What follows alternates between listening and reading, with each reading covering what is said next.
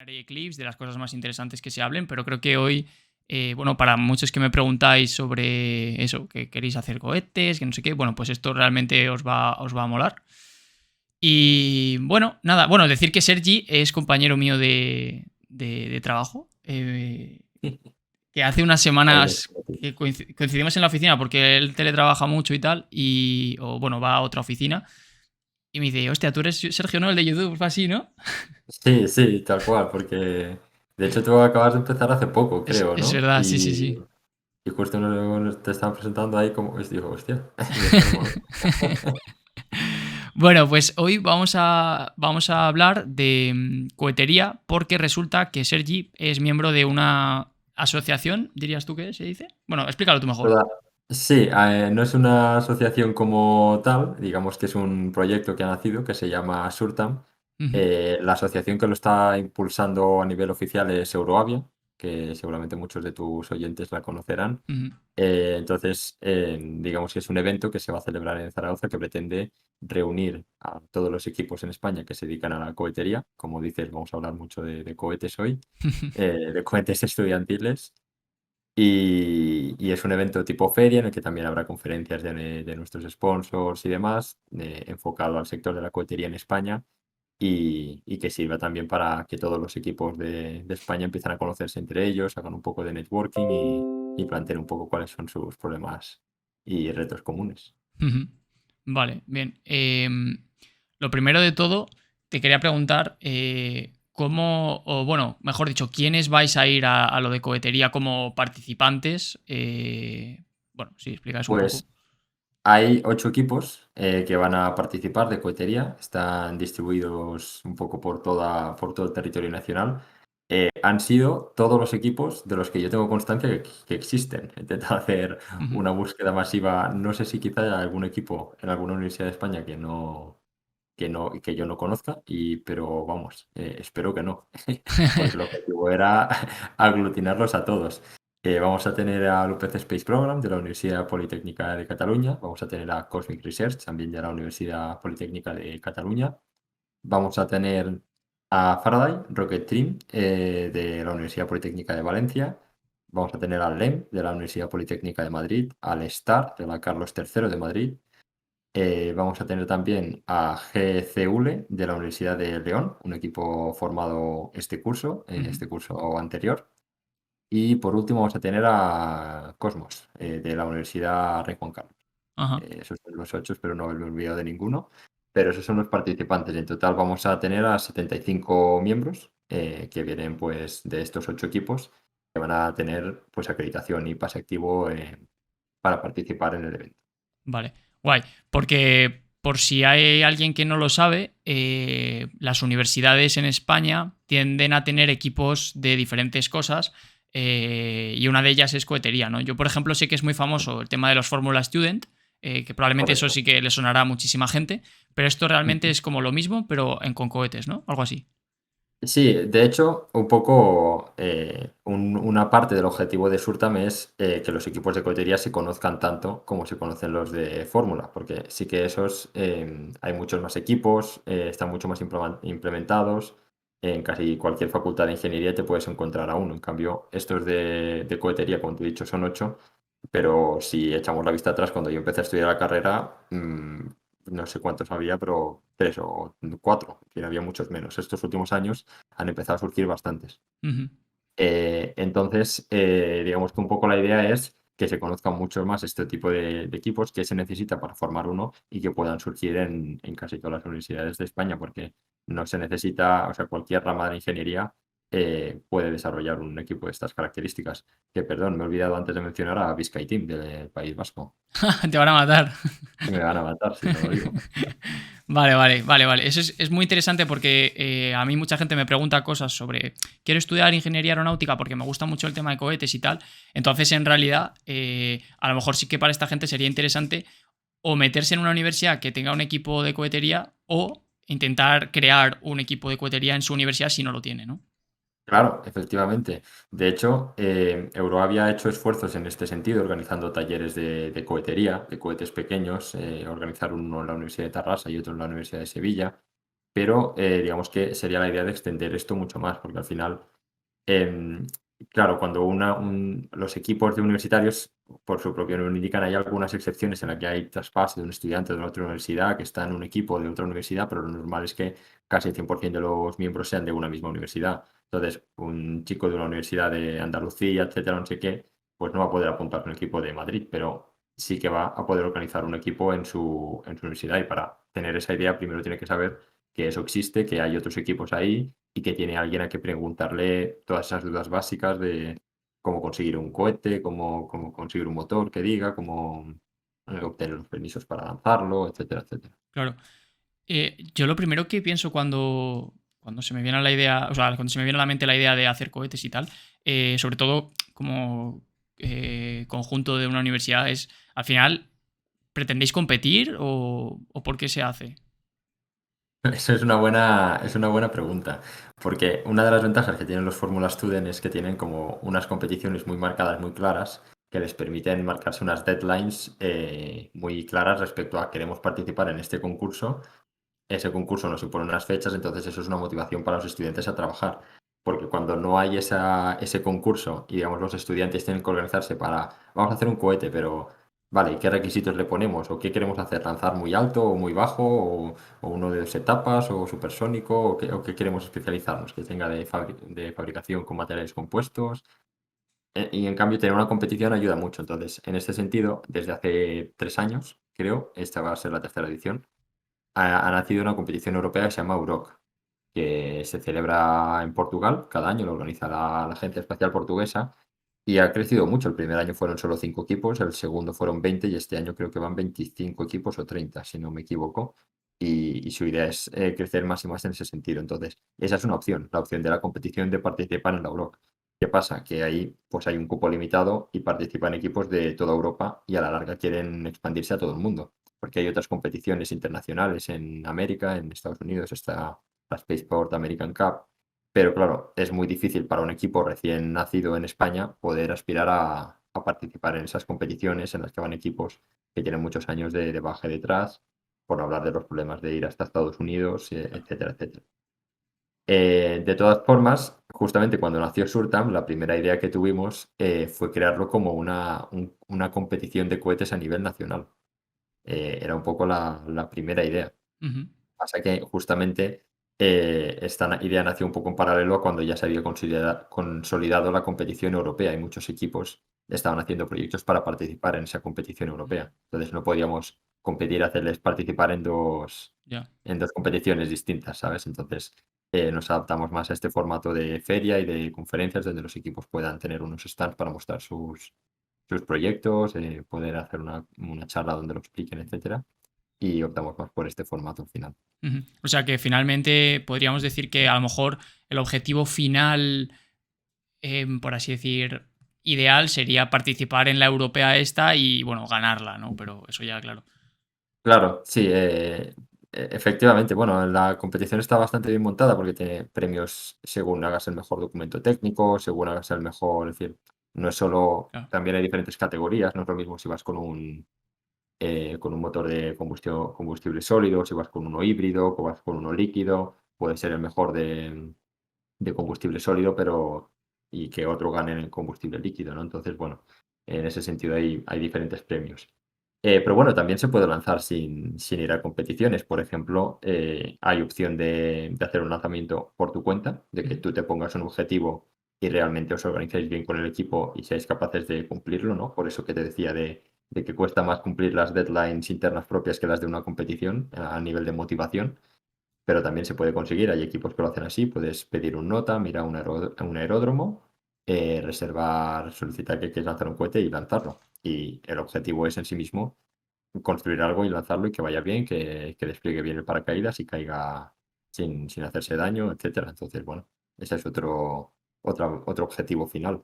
También hay la posibilidad de participar en la competición de Kansas de la Agencia Espacial Ujú. Europea. Hay equipos que han participado ahí, entonces su objetivo es hacer un cohete que pueda albergar los Kansas, ir a la competición y lanzar los Kansas de los estudiantes. Y quizá no necesitan ir a una competición ese año, o sea, ese año su objetivo es participar en ese proyecto. en fin, al final, como ves, la competición es una vía, pero el solo hecho de fabricar un cohete, diseñarlo, lanzarlo y recuperarlo ya es un objetivo en sí mismo. No, eso está claro, está clarísimo que, vamos, en cualquier proyecto así, al final empiezan a surgir problemas y se complica todo muchísimo y entiendo perfectamente que sea un jaleo. O sea, a vosotros la universidad, obviamente supongo que dependiendo de la universidad, ¿os dan algo de financiación o cómo montáis esa parte?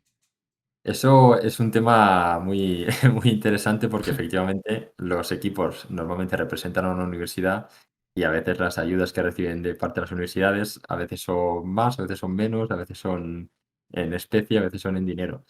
En general los equipos sí reciben financiación de las universidades, para muchos equipos es su fuente de financiación principal, pero también es cierto que con lo que dan las universidades normalmente no es suficiente para comprar todos los materiales, los motores, temas de logística de los viajes, etcétera.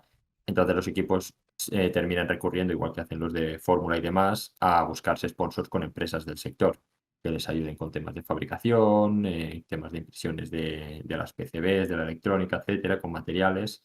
Tienen que constantemente buscar este tipo de sponsors para poder afrontar los costes.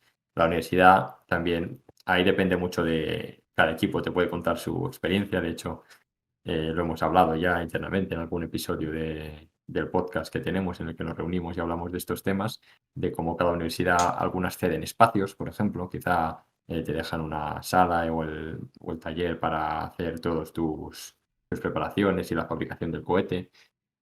Otras ayudan a través de profesores que dedican tiempo y ayudan a los estudiantes con fabricación de temas o les asesoran en temas de diseño, etcétera. Otras universidades apoyan mucho a nivel de comunicación, le ayudan mucho a promocionar el equipo para que cuando el equipo vaya a pedir un sponsor a una empresa, vaya con el respaldo de la universidad y le sea mucho más fácil conseguirlo. Ujú. De alguna forma, las universidades siempre están ahí apoyando los equipos y uno de los objetivos, evidentemente, de Surtam es que a través de promocionar más las actividades de los equipos, las universidades vean como ese retorno de el equipo de su universidad puede ir a un sitio, exponer lo que hace y así también queda bien la universidad. Por lo tanto, tiene un incentivo a la universidad al siguiente curso a apoyar más a ese equipo. Claro. Y es una rueda que se retroalimenta. E incluso más chavales jóvenes de la universidad se apuntan al equipo o oyen que en esa universidad hay un equipo y van a esa universidad solo para poder apuntarse a ese equipo, Sí, sí. etcétera, etcétera. Eso yo creo que es así. O sea, si hay, tú te vas a meter a estás entre dos universidades. Claro, a ver, es cierto que ahora la cosa va más por nota, ¿no? Rollo, si te da la nota, pues te metes en la que puedas, ¿no? Pero bueno, si pudieras Sí, elegir y una tiene lo de los cohetes, por ejemplo, esto, si a ti te apetece y la otra no, joder, te metes seguro en la que lo tiene, ¿sabes? Es que está claro. claro. Claro, claro. Y para eso tienes que conocerlo, porque muchas veces fuera de las universidades esta actividad no se conocen tanto y demás, entonces toda la promoción que hagamos va a nuestro favor. Claro, claro, claro.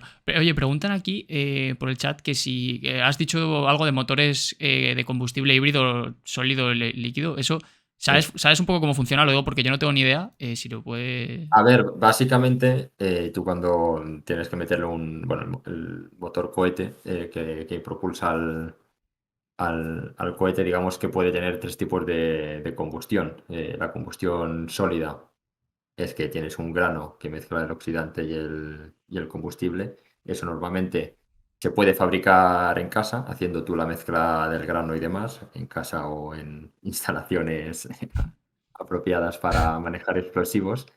Entonces hay diferentes recetas, diferentes maneras de hacerlo y demás. Pasa que, bueno, tiene una complejidad técnica elevada, porque luego tienes que fabricar la tobera, etcétera, y que todo eso, pues, probarlo y que sea seguro, y que alguien te acepte, encender eso cerca, ¿no? Hostia. De su cohete y tal. Entonces, bueno, hay maneras de hacerlo. Otra opción es comprarlos. Hay un mercado más o menos regular de motores, cohetes de combustible sólido que en los últimos años se ha complicado bastante ese mercado por temas de importaciones, de explosivos, etcétera, etcétera. Cambiaron algunas normativas europeas y ahora es más difícil conseguirlos que antes. Entonces, ahí es uno de los temas en los que nos interesa a nosotros alzar nuestra voz para ver si llegamos a algún ministerio o algo, o alguna instancia que permita agilizar esos procesos porque son dolores de cabeza, porque como son explosivos dan mucho miedo a ciertas autoridades y demás, pero en verdad son relativamente manejables, es decir, no tampoco vas a matar a nadie sobre todo porque Ya. van clasificados por letras y algunos que son muy poco potentes, pero que con eso ya puedes tirar un cohete a 300 metros, 400 metros, que para empezar está bien.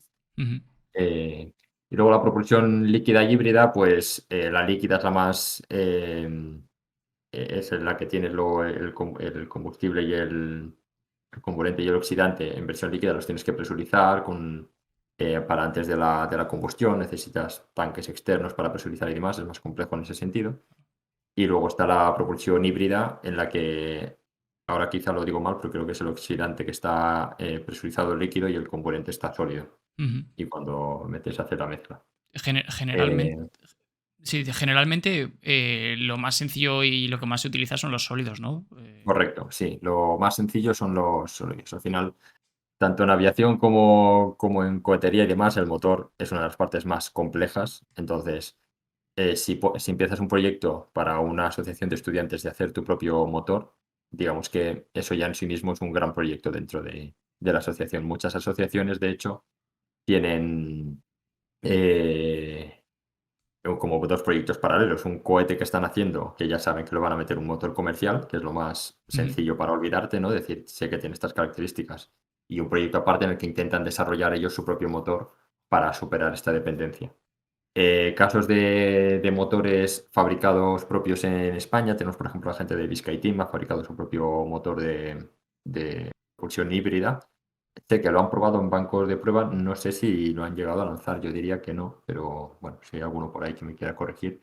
Y hasta donde yo sé, creo que la gente de Cosmic Research sí que ha lanzado un cohete de combustible sólido hecho por ellos, ujú. que también es un mérito porque, como digo, tiene, tiene mucha complicación el hacer la mezcla bien, la tobera, etcétera, y que salga. Ya. Eh, ¿Cuánto puede, no sé si te sabrás algún tipo de número, pero cuánto te puede costar un motor de esos si lo quisieras hacer tú? Pues si lo quieres hacer tú, la verdad es que no sabría decirte precios porque nunca he participado en un proyecto de hacer uno propio. Comprados, sí que sé que pueden irse muy caros y sobre todo si vas a los más potentes. Van clasificados por letras y cada letra como que dobla el rango de impulso total de la letra anterior. Ujú. Entonces creo que hasta la letra G son precios más o menos asequibles, que creo que no llegan a los 100 euros o rondan los 100 Ya, euros. es barato. O sea, es bastante más barato de lo que pensaba. Quiero decir, Sí, pero conforme vas subiendo las letras, ahí así que te vas a 500, 600, 800 y te vas a precios más altos. Los que son de letras mayores necesitas comprar la carcasa aparte, creo que también tiene un precio considerable, entonces se va complicando más y más y obtener los permisos para traerlo y etcétera, etcétera. ujú, Una de las ventajas, por ejemplo, que te da participar en la Europe es que todo el tema del papeleo para conseguir llegar los combustibles ahí lo puede gestionar Europe por ti. claro. Entonces, que como es la Agencia Espacial Portuguesa, tiene todo eso mucho más por la mano y mucho más arreglado para obtener los permisos. Claro, mucho mejor que el equipo de la universidad de, no sé qué, que a lo mejor quieres cruzar la frontera a Bélgica y te dicen, ¿y eso qué es, no? En plan, Sí, o llamas a empresas transportistas y no tienen ni idea de si pueden transportar eso o no. Bueno, es un follón todo. claro. ¿Qué tipo de rollo masa tiene que tener el cohete o tamaño, etcétera? ¿Hay algún tipo de limitación? Ya no solamente desde el punto de vista de rollo de AESA, para nivel Ujú. legal y tal, sino qué tipo de, pues eso, tamaño y tal manejáis vosotros. A ver, son cohetes relativamente pequeños, la gran mayoría que se lanzan. Hay para. Pero bueno, es decir, hay un poco de variedad, por ejemplo. Hay cohetes que les puedes meter un motor muy grande y llegar para intentar llegar a 6 7 kilómetros. Actualmente ahora el récord de altura está en 7 kilómetros, Ujú, más o menos, que lo hizo Cosmic Research. Entonces, claro, ahí un cohete se te puede ir a los 3 metros tranquilamente. El motor solamente ocuparte 1 metro, etcétera, etcétera. Eh, pero si tú quieres hacer una cosa sencilla, de que quieres empezar en un cohete, en un primer cohete que empiece la asociación, quizá con un cohete de un tamaño de 1 metro o menos, que le ujú, pongas un motor de tipo G o algo así, que es lo máximo que se puede tirar sin, sin permiso, o sea, sin tener una acreditación extra. pues eso, 70 centímetros, 80 centímetros, puedes tener un proyectito que llegue a los 400 metros o algo así, y Ujú, es ya un proyecto chulo. Tienes que hacer la ojiva, las aletas, ver cómo fijas bien las aletas, hacer un cálculo de centro de gravedad, etcétera, para ver que sea estable, pues ujú. ya, ya da para un proyecto entero. ¿Vosotros, cuando el cohete despega, por así decirlo, tenéis algún tipo de control sobre aletas móviles y tal, o simplemente sube y a donde vaya? No, ahí hay bueno, normalmente no se controla. Yo he participado en algunos proyectos en los que puedes ponerle un control pasivo a través de un PID de las aletas, como si fuera una especie de superficie de control de una aeronave en la aleta, Ujú. para controlar un poco la estabilidad. Lo que en ningún caso puedes hacerle es ponerle un mecanismo de guiado, porque entonces en vez de un cohete tienes un misil, por así decirlo. Claro. Que no puedas dirigirlo, por así decirlo. Lo que puedes poner son, pues eso, este tipo de elementos pasivos de control que te garanticen la estabilidad durante el ascenso.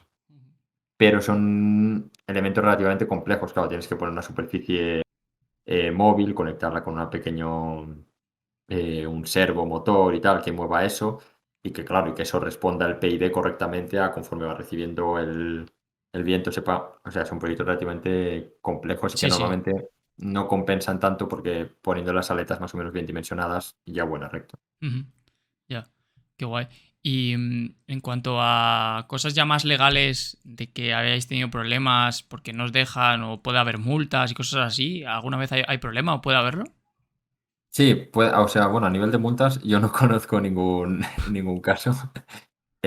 Una manera que ha funcionado durante bastantes años para lanzar, para muchos equipos, para muchas asociaciones, es lanzar con Spain Rocketry, que Ujú, es una asociación que tiene mucha tradición aquí en España. Es como la sede nacional de Trípoli, que es una asociación internacional de cohetería amateur, que nació en Estados Unidos.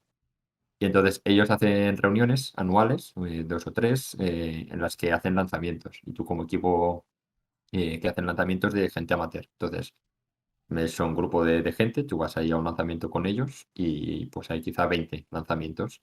Y es gente pues que su padre con 2 hijos que lo han montado, que eso es un club privado, se apunta quien quiere y van a los lanzamientos y demás. Entonces, la manera más segura y legal de lanzar es con ellos. Y casi todos los equipos universitarios han tenido algún contacto con ellos, ya sea por mail o yendo directamente.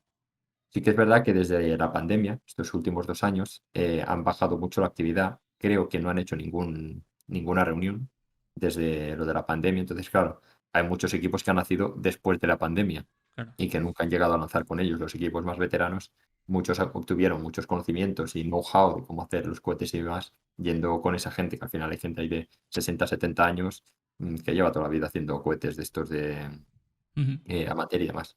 Ellos tienen ciertas limitaciones de techo de altitud, por ejemplo, no puedes lanzar a más de 1 kilómetro o así. Entonces, si quieres hacer un proyecto mucho más ambicioso, pues claro, con ellos no puedes.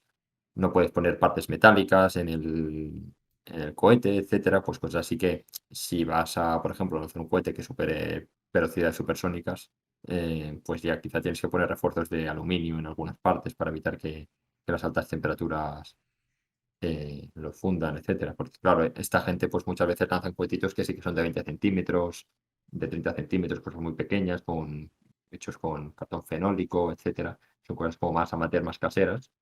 Pero bueno, que para cualquier equipo que vayan a hacer, casi que lo primero que debería hacer es intentar ir a un lanzamiento con ellos, intentar aprender mucho. Son gente muy simpática que aparte, pues que están encantados de compartir claro. sus conocimientos. Claro. Más o menos así vosotros, cuando digo vosotros me refiero a las escuelas que hay, o sea, a los equipos que hay en España, que Sí. supongo que entre, no sé cuál será el mejor ni el peor, no sé si tampoco quiero preguntarlo, pero Son distintos al final. ya, También hay algunos que tienen muchos años de experiencia, evidentemente, pues tienen más lanzamientos y más bagaje que uno que acaba de nacer. Pero, claro. Pero ¿qué tipo de velocidades se manejan entre estos cohetes? a ver, generalmente son subsónicos. Ujú, Entonces, para evitar todos los temas estos que te comento claro. de choques térmicos muy heavy y demás que puedan dañar la estructura. Y también para evitar, se utiliza mucho una herramienta que es casi un estándar, que es el Open Rocket, que es un programa muy básico, que Ujú, se puede descargar cualquier persona y empezar a diseñar cohetes con ese programa, porque es relativamente fácil de aprender a utilizar. Simplemente vas empezando a poner las partes y ya te empieza a hacer predicciones de altitud, de etcétera, te deja personalizar el tamaño de las aletas exactamente y él te hace ahí sus cálculos. Pero, por ejemplo, ese programa que es un gran estándar, falla mucho la aerodinámica a partir de que empiezas a meter velocidades supersónicas. Ujú. Entonces, claro, cuando ya pasas a velocidades supersónicas ya la cosa se complica mucho. Hay pocas experiencias de lanzamiento. Creo que este de Cosmic que llegó a 7 kilómetros, creo que alcanzó velocidades supersónicas. Sí, han dicho antes Si vas que pilló, mira, lo tengo aquí, 1500 kilómetros hora, que eso es supersónico. es más de Mach 1, claro. Y entonces, pues ese tipo de velocidades, claro, ya tienes que tener en consideración puesto eso que te comentaba. Y eso hace que quizá, pues con la gente de Spain Rocketry no puedas lanzar y ya tengas que intentar buscar el apoyo de alguna institución como el INTA o quizá alguna empresa que, digamos, que acepte de alguna forma eh, lanzar contigo para conseguir esos seguros, porque claro, Claro. tú vas a lanzar una cosa por tu cuenta, pues vas a necesitar ya también un seguro de daños y de tal, tal. Entonces se empieza a complicar mucho la cosa. Claro, sí, que no solamente es una complejidad técnica, sino que ya es complejidad legal, y eso ya es el jaleo, claro. Claro, claro. Entonces, de hecho, hay equipos, por ejemplo, el Star es un ejemplo de que tiene un cohete diseñado, fabricado y demás, y que no tiene permiso para lanzarlo porque, pues eso, porque tiene previsiones llegar a 5 kilómetros y superar Mach 1. Entonces, eso para pedir un NOTAM es muy complicado. Vas a los aeródromos y no quieren saber nada de ti. Ya. Y, y se complica, porque claro, tienes que reservar un espacio aéreo muy alto, etcétera, etcétera. Bueno, Ujú. se complica. Ya entiendo. Preguntan por aquí que si para la Euroc hay un tope de gasto para hacer la competición más pareja y tal. Típico techo. Pues es una buena pregunta. Hasta donde yo sé, ¿no?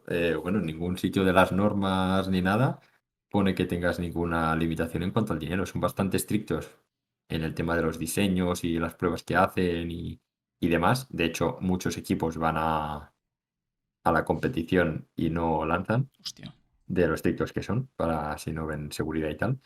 Pero es que casi que te diría, o sea, sí que es verdad que evidentemente cuanto más dinero tengas mejor, pero también puede pasar que tengas mucho dinero y no sepas cómo gastártelo, es decir, Sí, claro. o que empieces a gastarlo mal. Es decir, para hacer un cohete y participar en la Euroc, lo que es fabricar y diseñar el cohete, o sea, lo que más te vas a gastar si vas a la Euroc es en el alojamiento y la comida allí, por así decirlo. Ya. Pero al final, y en el motor. El motor sí que es verdad que si vas sobre todo si vas a 9 kilómetros y demás, necesitas gastarte mucho en el motor. Pero bueno, para empezar, es que claro, sí que no sé si deberían poner alguna limitación, porque veo que quizá un equipo tiene mucha más financiación, pero bueno, no se han metido ahí en ningún momento. De hecho, no sé, ahora, yo creo que tampoco te piden ningún informe de los gastos que has hecho para fabricar el motor en ningún momento. Ujú. Y asumen que sí, que si eres el hijo de Elon Musk, pues vas a tener Ya. más facilidades y ya está. Eh, Ya. Te iba a preguntar también, ¿cuántos equipos, por así decirlo, tenéis dentro de un equipo? O sea, equipo aerodinámico, equipo estructural, ¿eso cómo lo manejáis? Claro, normalmente en las asociaciones suelen dividirse, pues así, como tú comentas. A ver, hay diferentes esquemas de organización. Por ejemplo, hay asociaciones como el Space Program, Ujú. que no solo es un equipo de cohetería, también tiene equipo de rovers, tiene equipo de drones, tiene equipo de nanosatélites. Entonces, cada uno de estos proyectos tiene su subdepartamento de electrónica, su subdepartamento de estructuras. Entonces, claro, hay un mini departamento de electrónica dentro de la parte de cohetes que se llama Ares y hay un equipo de electrónica dentro del proyecto del rover que se llama GRASS. Entonces, bueno, pues esa es una manera de estructurarse. Otra manera, por ejemplo, en el STAR sí que tienen un departamento de aviónica, un departamento de software, un departamento de fuselaje, etcétera, y cada uno de los departamentos gestiona pues el fuselaje, aunque se estén haciendo dos cohetes distintos, pues el fuselaje de un cohete y el fuselaje de otro cohete. Digamos, ahí es un poco otra de las cosas que se aprende estando en una asociación estudiantil de estas características, que es cómo funciona una organización humana, ¿no? Que Ujú. tiene que coordinarse para llevar adelante un proyecto y cuál es la manera más eficiente de organizarse. También depende mucho de las personas. Quizá hay 20 personas organizándose que les va mejor una manera de hacerlo. Entonces, pues la mejor manera es lo que mejor se adapte a ese grupo de personas en concreto. No es que haya una manera Claro. mejor o peor que otra, ¿no? También depende mucho de si son todos de la misma carrera o si son de muchas carreras distintas. Quizá Claro, porque si hay en un equipo en el que todos son de la misma carrera, pues quizá todas las personas son muy multifuncionales. Yo, por ejemplo, cuando estaba en el Space Program, estaba un poco en el departamento de electrónica, pero hacía un poco de fuselaje, imprimía piezas a veces me miraba cosas del motor, era como mucho más variado todo, ¿no? En cambio, hay otros equipos en los que tienen gente de ingeniería electrónica, de ingeniería mecánica, y casi todos los de ingeniería mecánica van a fuselaje, casi todos los de ingeniería electrónica van a aviónica, ¿no? Porque al final su carrera va de eso, a ellos Claro. les gusta eso y hacen eso en la asociación, ¿no? Y se especializan más en ese sentido. Entonces, bueno, pues diferentes maneras de organizarse. Preguntan por aquí si todos son del mismo curso de la Mm. carrera. Yo creo que no, ¿no? No, no, no, claro. Al final sería desaprovechar talento por todos lados, tanto de edades como de diferentes carreras. Claro. Normalmente sí que son todos de la misma universidad, pero ahí cabe gente de cualquier carrera y de cualquier curso. Mm. Normalmente los más veteranos, los que están en máster y más, pues son los que tienden a llegar a los puestos de dirección, de coordinación, etcétera. Pero al final tienen experiencia de ya estar en el proyecto durante varios años. En general pasa así, pero tampoco tiene por qué ser siempre así. Y los chavales nuevos pues suelen ser los de primeras, de primero, de segundo, etcétera, que han visto la asociación y se quieren aportar. Y digamos que también es muy importante ese relevo generacional, que cuando se van de la universidad los fundadores o los de directiva y demás, el proyecto, que ellos sepan transmitir bien el conocimiento a los nuevos para que ellos enseguida sean los nuevos. Porque claro, ahí a veces que si te metes en tercero y ya te vas a hacer el máster fuera, pues en 2 años tienes que hacer, aprender, ser novato, ser oficial y ya hacer la transición y no te das cuenta y ya lo has hecho todas las fases, ¿no? Y entre En todo carreras eso, muy cortas. entre todo eso intentar aprobar alguna, ¿no? Exactamente. Claro, Y tener es y que tener vida social. es que es un auténtico jaleo. Pero yo por lo que sí que he visto en todos los equipos que he tenido así más o menos contacto, hay gente de todas las carreras y de todos los cursos. O sea, es lo que tú Sí, dices. Al final sí que es verdad que los más mayores suelen ser, pero no es una norma, es porque se da así, que al final pues sí que son los que más pues están a nivel de dirección y tal, pero que al final hay gente de todas las edades y carreras. Y eso, bueno, interesante. incluso podría darse el caso, no sé si no sabría decir si algún equipo lo hace, la verdad, pero claro, normalmente tienes un departamento de marketing dedicado a temas de community management y demás, de hacer vídeos y tal, y ahí podría entrar gente de carreras que no tienen ni siquiera que ver con la ingeniería, Claro. a gestionar ese tipo de cosas, que quizá les guste la edición de vídeo, etcétera, etcétera. Ujú. O sea, ni siquiera tienen por qué cerrarse a la ingeniería. Justo. Preguntan por aquí, un poco más a nivel técnico, si se pueden hacer cohetes con varias fases, creo que se refiere a etapas. O sea, Sí, dentro de lo que hacéis, claro. sí, sí, sí.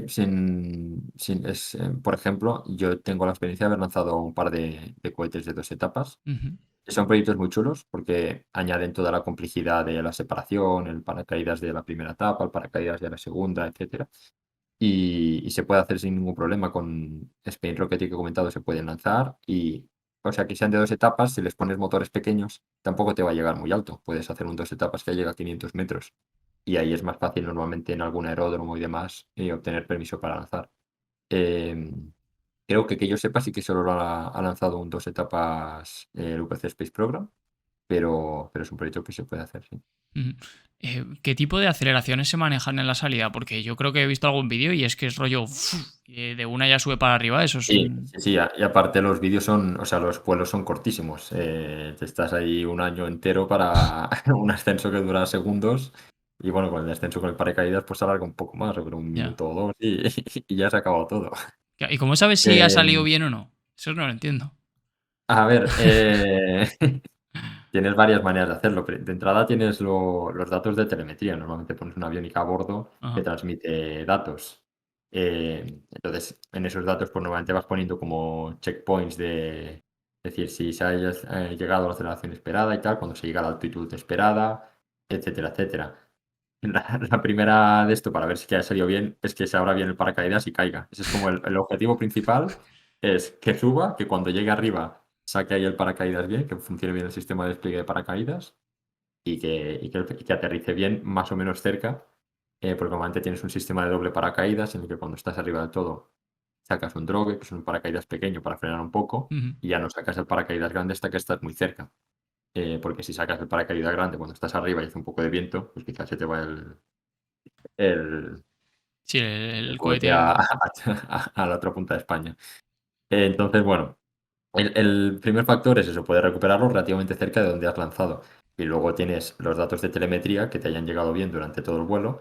Y normalmente también llevas un dispositivo de grabado de datos dentro para que en caso de que hayas perdido la radio, poder ver luego los datos a posteriori y ver que, por ejemplo, la curva de velocidades, de altitud, etcétera, coincide mucho con lo que habías hecho, con lo que habías simulado y lo que habías esperado. Pues Ujú. ahí tienes una manera de comprobar qué ha pasado en el programa de simulación, ¿no? Y qué ha pasado en la realidad. Pues ahí ves, tienes para el próximo proyecto, puedes hacer una aproximación, decir, bueno, el programa decía esto, pero al final pasó esto. ¿Por qué pasó esto? Quizá porque la aleta se ha roto o quizá porque, Claro. bueno, Sí. pues ese Nada, no, tipo qué de... guay eso. Yo pensaba que era simplemente a simple vista y tal, pero no, veo que es mucho más sofisticado, vaya. Que el sistema por el que se abre el cohete, perdón, el paracaídas, ¿eso lo compráis o lo hacéis? Sí, hay varias opciones. Lo más típico es utilizar algún tipo de dispositiva de carga pirotécnica que explote cuando llegas al apogeo. El paracaídas va de alguna forma comprimido, tapado y lo llevas normalmente cerca de la zona de la ojiva. Ujú. Depende de la configuración y el tipo de cohete, etcétera. Pero bueno, eso es, si para un cohete pequeñito suele ser eso. Entonces, cuando la aviónica detecta el apogeo, tú tienes una de las partes más vitales de la aviónica, es detectar que haya el apogeo y soltar una señal de voltaje a un ignitor, por ejemplo, que encienda la pólvora, que la haga estallar y esa explosión esté calculada para que sea lo suficiente como para abrir la ojiva, porque normalmente va con un encaje eh, de estos que a la que hay un poco de presión ya se abre y ahí salga el paracaídas. Ujú. Puedes luego poner un sistema de una bolsa que cubra el paracaídas grande para que se despliegue con algún tender distender o algún mecanismo de cizalladura que se active también con un ignitor, abra la bolsa cuando está cayendo el cohete. Hay algunos muy pequeños que incluso si pones la ojiva, digamos, muy suelta, cuando el cohete está en vertical, la ojiva no se va a caer. Y cuando el cohete está con aceleración abajo, la ojiva está retenida contra el fuselaje por la aceleración. Pero Ujú. digamos que en el momento en el que llega el apogeo, como empiezas caída libre, como Ah, no hay nada que esté uniendo realmente a la ojiva, sale sí. sola. Y solo el cambio de aceleración del cohete ya sale la ojiva y sale el paracaídas. Eso es lo que funciona para los cohetes más pequeños. Luego, para cohetes que van más alto, por ejemplo, si llegas hasta 6 7 8 kilómetros, 9 kilómetros, quizá ahí tienes problemas con la pólvora, que no explote bien, por la falta de presión y demás, que hace que la pólvora no tenga buen contacto interno y no explote tanto. Entonces tienes que pensar en mecanismos de aire comprimido, quizá, que suelten con CO2 que hagan esa acción mecánica de abrir la ojiva. Bueno, Ujú. diferentes métodos según el objetivo. También puedes poner la pólvora comprimida para que esté, o sea, en una cámara de vacío para que no le afecte la presión externa. Bueno, Qué guapo. Ujú. se pueden idear sistemas. Es el elemento más crítico de un cohete, el sistema de recuperación, porque al final lo que te digo, que el éxito es que se abra bien el paracaídas y caiga. Y no es algo baladí, o sea, muchas veces los equipos están como dando eso por hecho y pensando ya en otras cosas como más de perfilar la aerodinámica o no sé qué, o las aletas tienen que estar así un poco más. Y como que lo primero es lo primero, que se te abra el paracaídas y, pues claro, si eso se cae de 500 metros a peso muerto es un peligro para la Hasta gente que hay luego. cerca y Ya para los ves. propios. Lo que también lo suyo es recuperarlo para luego poder exponerlo, ¿no? Si se te vuelve hecho añicos, no lo puedes exponer luego bien en la feria, Ya, en el ya. shutdown. ¿Vosotros qué tipo de materiales soléis utilizar para esas cosas? En plan, el fuselaje y todo eso del cohete. ¿Qué suele ser el Lo más básico, que incluso se puede comprar hecho, es fenólico. Es cartón fenólico que vienen los tubos ya hechos o cualquier tubo de cartón fenólico y ya te puede servir como base de fuselaje. Y luego también puedes comprar ojivas hechas. Hay empresas eh, que, que son las que se nutre Spain Rocketry básicamente. En su página web hay algunas referencias de suministradores que puedes comprarlo todo hecho, básicamente. Entonces, es Ujú. como la opción básica y son, pues esos cartones fenólicos sobre todo. Luego está la opción de ir a cosas más sofisticadas, por ejemplo, si tienes acceso a una empresa que haga impresión 3D de manera profesional, pues quizá puedes hacer tú el diseño del fuselaje e imprimirlo en 3D con una empresa. Otra opción es hacer tú una fabricación de materiales compuestos. La fibra de vidrio es relativamente manejable por un grupo de estudiantes. Aparte, es un proyecto chulo en sí mismo. Pueden Ujú, salir muchos TFGs y TFMs de cómo hacer un fuselaje con fibra de vidrio, pues tienes que estudiar todo el tema de los moldes, luego cómo secarlos, y tienes que crear una cámara de vacío, etcétera, etcétera. Es otra alternativa. Puedes hacer combinaciones de estas. Quizá coges un fenólico y le haces una capa por fuera de fibra de vidrio para reforzarlo y tienes un fuselaje más compuesto aún, ¿no? Como con el compuesto de fenólico y de fibra de vidrio y tienes que estudiar luego las propiedades mecánicas de eso, etcétera, pues también es interesante. ujú, Otras opciones que hay, bueno, fibra de carbono también es una opción, es muy resistente. Pasa que, bueno, tiene el problema de que a pantalla no deja pasar las la telemetría. Entonces, bueno, quizá le tienes que poner una ventana de fibra de vidrio para que pueda transmitir por ahí la telemetría, o poner la telemetría en la ojiva y que la ojiva no sea de fibra de vidrio. Bueno, varias alternativas. Luego, como te comentaba, las aletas y la punta de la ojiva, si vas a velocidades muy altas, pues quizá te interesa hacerlas de aluminio, de algún aluminio aeronáutico, puede servir perfectamente para aguantar esas cargas térmicas que al ser las superficies de contacto más directas aerodinámicas ujú. sufren más por ahí. Qué interesante, la verdad. Y no, también madera de balsa también se utiliza para las aletas y demás, también he usado alguna vez. Ajá, Eh, ya ves. Voy a, si te parece, enseñar la foto del programa, la programación vale, del evento, que me la has pasado antes. A ver cómo la puedo encontrar rápido. Aquí. Por si, bueno, porque no lo hemos dicho, pero en teoría, ¿puede ir la gente a verlo? ¿Cómo quedaba eso? sí, sí, sí. Actualmente, o sea, el evento es un evento a puerta abierta. Va a ser en la Universidad de Zaragoza el 24 de septiembre y el programa dura de 9 a 8 de la tarde o de 9 a 7:40 o algo así. Ujú. Te he pasado esa foto. Digamos que todavía no está 100% cerrado todos los espacios, pero bueno, sí que la arquitectura más o menos es esa. Y ahora no la estoy viendo, pero bueno, No, creo que no, más o menos me acuerdo. estoy viendo Ah, vale, cómo ponerla para como no compartirlo. liarla. Vale, Aquí, vale. imagen. Que ha sido, claro, la gente no Eh, está viendo, pero ha sido un jaleo poner las dos cámaras con los micros y tal, que siempre es un jaleo. Sí, no, y yo intentaba conectarme a otro micro y no he podido y he tirado de los cascos al final. Vale, mira, aquí está. Vale, la voy a poner así un momento que nos tapa a todos, pero bueno, para que se vea. Vale, de 8, Eh, de 9, ¿no? De 9 a 8 más o menos, o así. Correcto, sí, a ver, al evento sí que tiene, o sea, unas acreditaciones que son los equipos de, o sea, los miembros de los equipos de cohetería de España que van, digamos, a través de la organización de Sultan, ¿no? Ujú, Y a través de Euroavia y demás, que ellos tienen ciertos privilegios como son acceso al catering, el tema de participar en los workshops, que no aparecen ahí en el programa, pero habrá también un programa de workshops, ujú, y ciertas actividades de este estilo. Pero lo que son las conferencias y demás, bueno, también tienen preferencia a la hora de conseguir asiento para las conferencias, en caso de que hay un sold out y empiece a venir gente, pues, y haya que limitar y no quepamos todos, pues ellos tendrán una acreditación y tendrán preferencia en ese sentido. ujú, Participar en la mesa redonda también, pueden organizarse internamente para participar en algunas mesas redondas, etcétera. ujú, Pero sí, al final el evento va a ser en la planta baja del edificio Betancourt de la Universidad de Zaragoza. Fuera habrá unos stands en los que estarán los equipos participantes para que la gente pueda acercar a ver sus proyectos, etcétera. Y los propios miembros de los equipos puedan ir a ver los proyectos de los otros, porque como te digo, entre ellos muchos no se conocían, muchos ni siquiera sabían que había otros equipos en España que hacían cohetería, entonces ese ya es uno de los objetivos. Y la gente que venga pues podrá acercarse a ver todos los stands. También habrá un stand de Airbus y de GMV, que son nuestros patrocinadores principales, donde podrán acercarse para informarse de sus ofertas laborales, de sus proyectos, hablar con ellos. Creo que van a intentar organizar también algún tipo de actividad para que la gente que se acerque a sus stands, etcétera. También tendremos un stand de Acodies, que es una empresa consultora que tiene una amplia oferta de laboral para todos los chavales que van ahí, que son ingenieros y demás, y al final, o la gran mayoría serán ingenieros, los de las asociaciones, y los que se quieran acercar de la Universidad de Zaragoza, pues tendrán ahí la posibilidad de echar su currículum y demás.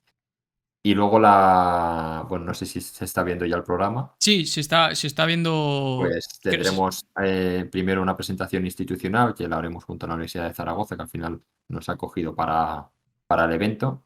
Luego tendremos una exposición de cada uno de los equipos, en el que en 20 minutos podrá contar su proyecto, sus misiones pasadas, sus planes de futuro, etcétera, lo que tengan a bien contarnos. Luego habrá una mesa redonda en la que intentaremos que participe tanto gente de la universidad como gente de las empresas como gente de los equipos para hablar de la promoción de actividades STEM en España. Queríamos también hacer un poco de contenido social en ese sentido, no solo 100% de cohetería. Luego creo que tenemos el descanso de la comida y por la tarde tenemos las conferencias de los principales sponsors, que en este orden creo que son PLD, GMV y Airbus, las conferencias en las que, bueno, esperamos que estas tres empresas, que son de las tres más potentes del sector aeroespacial en España, Ujú. sobre todo, bueno, Airbus y GMV como grandes empresas que siempre están en todos los eventos apoyando, participan en un montón de proyectos internacionales y son una gran referencia. Y PLD también nos honra mucho que estén, por al final son la empresa española referencia en temas de Cohetes. cohetería, que tienen el Miura 1 y ya lo están probando, etcétera, y están más avanzados en este sentido. Entonces, luego tendremos otro descanso. Tenemos una mesa redonda muy interesante con el bufete Mas y Calvet, que son unos profesionales que se dedican desde el bufete a temas de legislación espacial en España.